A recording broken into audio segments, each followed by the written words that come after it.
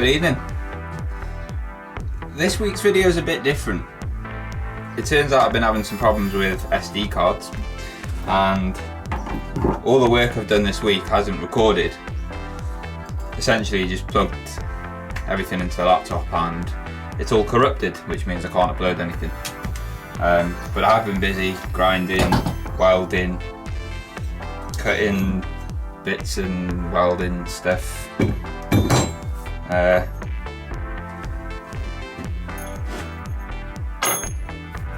So today's video is pretty much going to be showing you now what I've been doing for the last couple of days.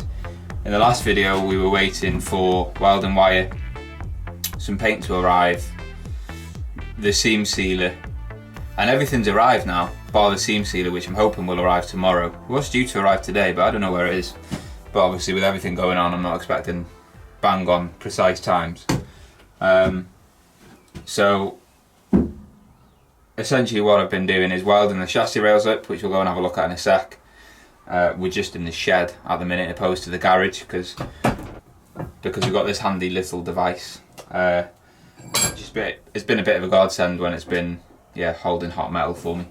And I'm just packing everything away, tidying, really just getting everything sorted. Because today is Thursday on my video, this video needs to go out tomorrow, because I did say that I'd be releasing a video every Friday.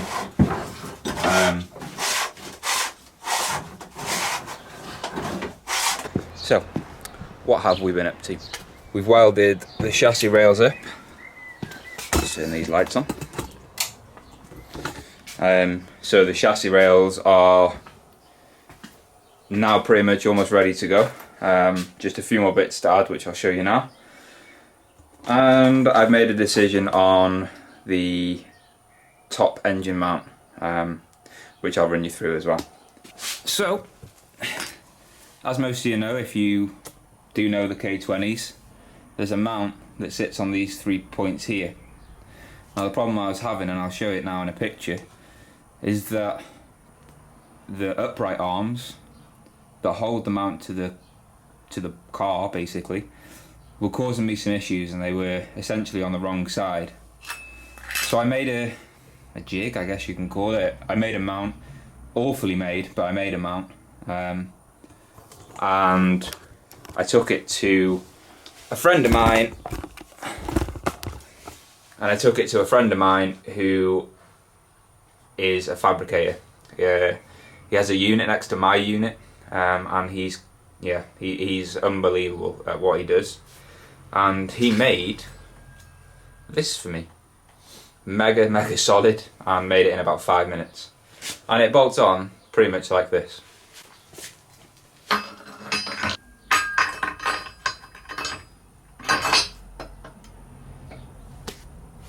So now what I've got to do is a nut on here, a nut on here, and a bolt that sits into this hole. But I'm going to put a spacer on it so it keeps these tall sort of upright bits straight. Now the plan, and it will work, is that the bush is going to sit in here, obviously marrying up with these holes here so that the bolt can go through.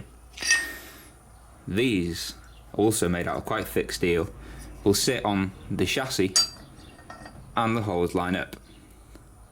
This will obviously allow everything to be held on onto the chassis. But obviously now I've got to fabricate these to go onto the chassis, so that this can be held in place. So let's go have a look at the car. So the last video I showed you the engine going in and obviously where I'd cut.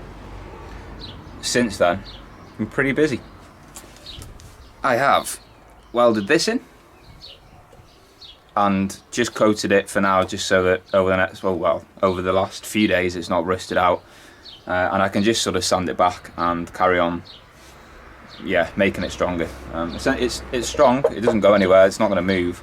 The welds are good, I've had them all checked over, but I just want to make it a bit stronger. I've also done some other bits.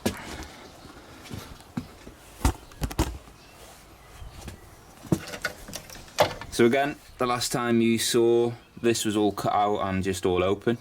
I've welded it all up, and I've welded it down here as well.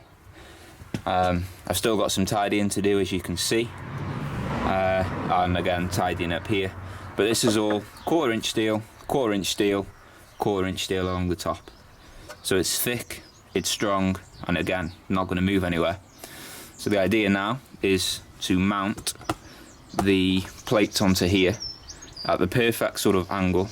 They'll pretty much come straight out, and the mount will be here with the bush. I've also had to notch out the bottom half here, and again 1/4 inch steel on this side, and this side piece isn't 1/4 inch steel, as you can see. It is a little bit thinner, but all the rest of it is 1/4 inch steel, and it's placed in and welded around, so that it will pretty much remain its rigidity. And I'm going to finish this off obviously by cutting it and welding all the way around. And that, folks, is pretty much the welding and the getting it ready to go in the car. The only piece I've got to do now is the top engine mount. And I tried the Civic mount here, hence why I've cut sort of this part out, and I tack welded it in place, and before I did anything else I thought, I don't think this is going to fit. Shut the bonnet, the back of the light hits the mount regardless of what I do. I cut quite a lot out, and it just doesn't fit, so I'm going to modify part of the original Civic mount to fit onto here. Beauty of this is that it means I can use the original torque dampener that was bolted into the back here, and that'll steady the engine. Back engine mount I've got a nice idea for, but I'll show you that next week, because the parts will be arriving the beginning of next week for that. And the paint has arrived for the engine as well, but I haven't really had the time yet to paint any of it. It will be coming, and I'll show you what colours and sort of what I'm going to be doing with that. But for now, this is just sort of an update video to show you what I've been doing. And I'm a bit annoyed that the SD cards didn't work, but hey, it's one of them things. I didn't realise, really, I probably should have uploaded every day to the laptop, but there we are. It's one of those things, I guess. So next week we'll catch you up, and I will bring you along for all the work that I'm doing, and I will make sure that everything works. So until then, thanks for watching, keep safe, like, share and subscribe, and I'll keep coming back with this K-swap movement, and keep you up to date with what I'm doing and the parts that I'm using.